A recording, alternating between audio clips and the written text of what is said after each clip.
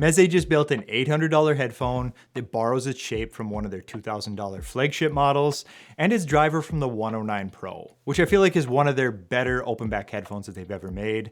I've previously reviewed it and I really enjoyed it. So it's two very different donors for one headphone.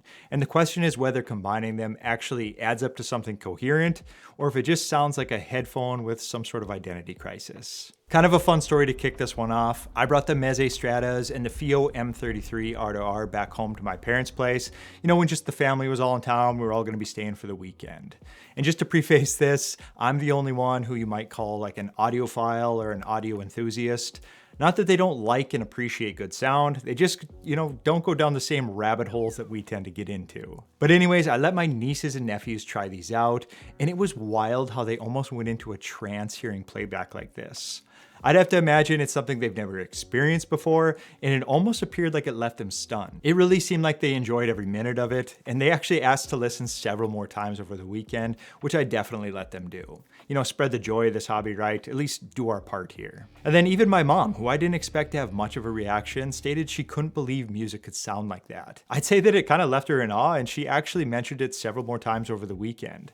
And this is just something to keep in mind for a lot of us. We get so accustomed to this type of presentation that we forget that a lot of people don't even know it exists at this level. Basically, I just wanted to bring this up as a reminder to meet people where they're at in this hobby, enable those who are interested, and keep enjoying what we're so lucky to have. And as I always like to bring in a topic for the community to discuss in these videos in the comment section, I'd love to hear your thoughts on maybe the best practice for keeping this whole audio world that we live in ticking along. Is the solution more gear priced to bring people into the hobby where they eventually grow into better pieces?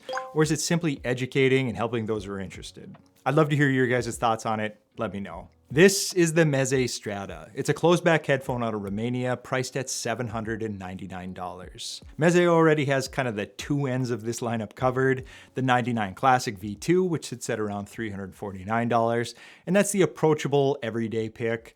Then there's the Lyric 2, which sits up at $2,000, and that's the closed back flagship for people who just don't want any compromises. The Strata slot's right in the middle of these, and it earns that spot by borrowing from some of the others in their lineup. It shares the same general chassis and silhouette as the Lyric, and it runs a 50mm dynamic driver pulled from the 109 Pro, retuned specifically for the sealed design instead of the open one that the other model carries. And right off the bat, I was interested in getting this in, especially hearing that it was using the 109 Pro driver, as that was a headphone that I really enjoyed when I had it in for a previous review. Onto the build quality, and this is where Meze usually wins people over. The Strata keeps that streak going here in a pretty strong way. These honestly have a really cool look, and there's not much else like it on the market that kind of carries this same look and design. The frame's an ultralight magnesium alloy, hand painted in 4 separate layers to get that green, slightly metallic finish. Very much so looks like a kind of like a high quality automotive type finish. And you pair this with the ebony ear cups, the bronze tension rods. Everything is still screwed together instead of using glue, so the whole thing stays serviceable down the line, which is really nice to have, and the ear pads snap on magnetically for quick swaps. All in all, if I'm grading these simply on looks, it's high across the board here. So what's in the box with this one? You're gonna get a hard shell case shaped specifically for the Strata, and a couple of cables to cover single-ended and balanced setups, and some adapter jacks as well. And the cable quality seems pretty good here. There's a decent amount of flex to it, and it's not one of those that instantly tangles the moment you release it into the wild, because no one likes that. These are pretty good. I would say it's a good everyday cable, and you're probably not gonna run into any issues with it. On to the comfort, and as these are headphones, this is obviously a pretty important category. And I'd say that Meze usually does a pretty good job here. Their headphones, typically, they fit really well for me. I haven't had any issues with them. They're comfortable. You can wear them for a long period of time. No real complaints. And I would say the Strata mostly holds that line here. It's lighter than the Lyric. The ear pads seal well without feeling overly tight. You don't have that head in a vice type feeling, which, I always look to avoid.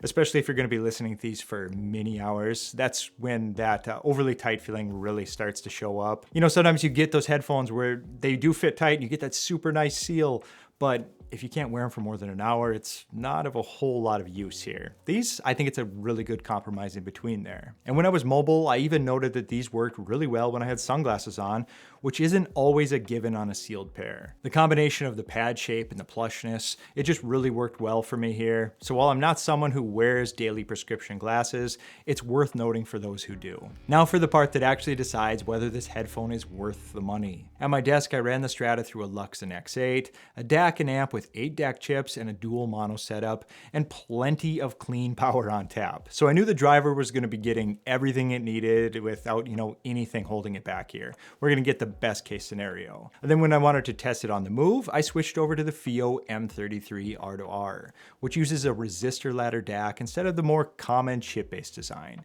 It gives it a little bit of a warmer, more analog-leaning character that made for a nice contrast against the X8's cleaner presentation. Having both of these in the mix gave me a real sense of how the Strata behaves across different kinds of sources. The driver itself is the same 50mm unit in the 109 Pro like I mentioned, but Meze changed a few things to make it work in a sealed shell. Okay, it's time. Get your science head out for just a minute here while I stumble through some of these terms. The dome is a carbon fiber reinforced cellulose composite. The surrounding torus is a semi-crystalline polymer with a beryllium coating applied through vapor deposition. And there's a copper zinc stabilizer around the membrane to keep the distortion down. In plain terms, that combination is built to keep the top end fast and controlled. That was a lot easier to say it that way. Testing the low end on these, I ran a couple of examples through them, Nirvana's Heart-Shaped Box and Stone Temple Pilots' Interstate Love Song, and I did run these through both sources. The bass held its shape the whole way through, I'd have to say. It's very punchy and full, it doesn't ever turn muddy. There's plenty of weight behind the low-end riffs without letting them swallow everything else up in the mix. I'd have to say warm leaning is maybe the right word for it. There's this slight lean towards bass heavy overall, but it never crosses into bloated or sluggish, which is something that I do appreciate. And I'd have to say the mid-range is where the Strata really earns its keep. I put on Pearl Jam's Alive off 10, and the vocals sat clear and up front of the mix rather than push back, and the guitar solos were really able to just cut through cleanly and stay separated from the rest of the band, rather than just blurring everything together. Now getting into the treble, that's where the source pairing is really going to matter. And switching between the X8 and the M33 R2R did make that obvious for me. Through the X8's cleaner, more neutral power, the top end settles into something smooth and extended. Never really harsh, I won't describe it like that, and that was even on the longer listening sessions. And then you move over to the M33 R2R, you get kind of that warmer, more relaxed character. It just softens the top end a little bit more. You're trading a bit of sparkle here for more of a easy, kind of laid back listen. Either way, it all stays very controlled, and I never felt like either of these got away from itself. But it does mean the character shifts depending on what you feed it, so it's worth planning that out, plan what gear you plan to pair this with. In the case of the X8 though, it's kind of a wide open box for tuning.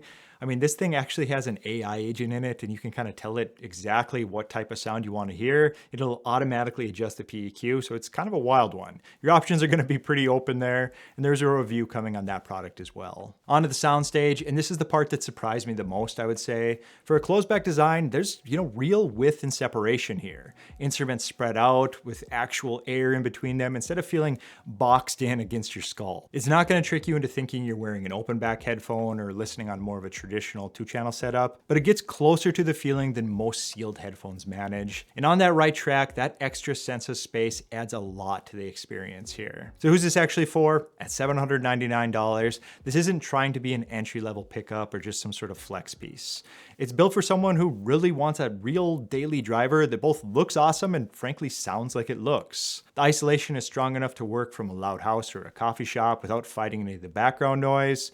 The comfort holds up through a full workday, and the sound is versatile enough that you're not stuck picking to one genre that it's actually good at. If you jump between things like hip hop, acoustic, and everything in between there, it doesn't force you to choose here. This is also genuinely easy to drive, so you don't really need a dedicated amp sitting at your desk just to get the sound right, though it will reward one if you have it. It's one of those products that just scales really well.